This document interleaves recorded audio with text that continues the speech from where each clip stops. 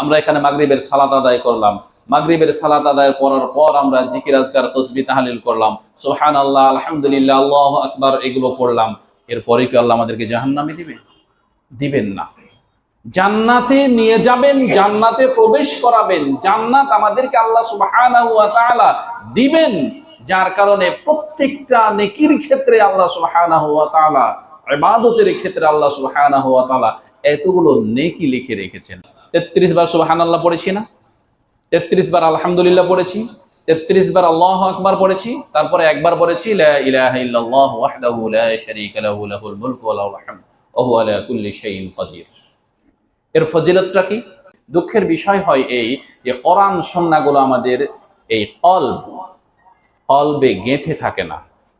যদি গেঁথে থাকে তাহলে এখানে শয়তান প্রবেশ করতে পারবে না, যদি না গেঁথে থাকে তাহলে শয়তান প্রবেশ করবে।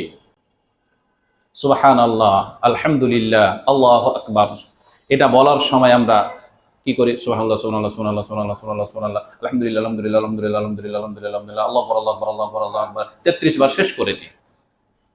এভাবেই করে আমরা 33 বার শেষ করে দিই। কিন্তু প্রিয় নবী মুহাম্মদুর রাসূলুল্লাহ সাল্লাল্লাহু আলাইহি সাল্লাম বলছে সুবহানাল্লাহ, আলহামদুলিল্লাহ, আল্লাহু আকবার এই জিকির করলে সমুদ্রের যে ফেনা জমা হয়, সমুদ্রের ফেনা সম পরিমাণ যদি তার পাপ থাকে, তার পাপ সেই আল্লাহ সুবহানাহু ওয়া তাআলা মাফ করে দিবেন। আল্লাহ সুবহানাহু ওয়া তাআলা এইরকম ভাবে আমাদেরকে নেকি ঢেলে দিতে চান। শুধু আমরা যদি একটু করি তাহলে আল্লাহ নেকি আমাদেরকে সেভাবে ঢেলে দিবেন। তাহলে কেন করবেন? সুবহানাল্লাহ, সুবহানাল্লাহ, সুবহানাল্লাহ, সুবহানাল্লাহ, আলহামদুলিল্লাহ, আলহামদুলিল্লাহ, আলহামদুলিল্লাহ এভাবে করলে করবে? জি না। সুবহানাল্লাহ, আল্লাহর পবিত্রতা বর্ণনা করছি, আলহামদুলিল্লাহ, আল্লাহ তোমার শুকরিয়া আদা করছি, আল্লাহু আকবার, আল্লাহ তোমার বড়ত্ব বর্ণনা করছি। বারবার বলছি, কতবার বলছি? 33 বার বলছি সুবহানাল্লাহ, সুবহানাল্লাহ, সুবহানাল্লাহ, সুবহানাল্লাহ।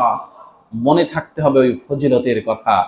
আর মনে রেখে যদি আমি বলতে পারি সুবহানাল্লাহ, তাহলে মুখ দিয়ে কিন্তু একেবারে বিশুদ্ধভাবে উচ্চারিত হবে। মনে যদি থাকে ওই সওয়াবের কথা, তাহলে অন্তর থেকে আলহামদুলিল্লাহ শব্দটি উচ্চারণ হবে। মনে যদি থাকে সত্যিকার অর্থে মুহাম্মদ সাল্লাল্লাহু আলাইহি ওয়াসাল্লামের এই নেকির কথা, তাহলে সত্যিকার অর্থে আল্লাহু আকবার। পৃথিবীতে আল্লাহু আকবার এর চাইতে আর দামি কোনো কথা আছে কি? পৃথিবীতে যত কথাই থাক না কেন, যত ডাক থাক না কেন, যত বাণী থাক না কেন, আল্লাহু আকবার, আল্লাহ হচ্ছেন মহান, এর চাইতে আর বড় কোনো কথা নেই।